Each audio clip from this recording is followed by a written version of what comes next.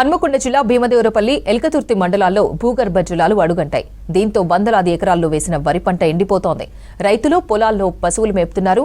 బావుల్లో పూడిక తీయించినా నీళ్లు రావడం లేదన్నారు రైతులు. ఖరీఫ్లో కుండపోత వానలకు పంట నష్టం జరిగిందని, ఇప్పుడు ఎండలు దెబ్బతీశాయని ఆవేదన వ్యక్తం చేస్తున్నారు. గౌరవెల్లి ప్రాజెక్టు కాలువను వేగంగా పూర్తి చేసి తమను ఆదుకోవాలని కోరుతున్నారు రైతులు. గ్రామం నేను 3 ఎకరాలు మాణిక్యపూర్లో కౌలు తీసుకున్నా. బావిల నీళ్లు లేక ఎండిపోతుంది. పొట్టకొచ్చింది, పొలం అంతా ఎండిపోయింది.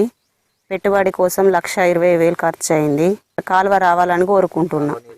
కాలువ నీళ్లు లేక మా పొలం అంతా ఎండిపోతుంది. సైడ్ కాలువ రావాలి. కాలువ వస్తే మా సైడ్ ఉన్న రైతులంతా బతుకుతారు.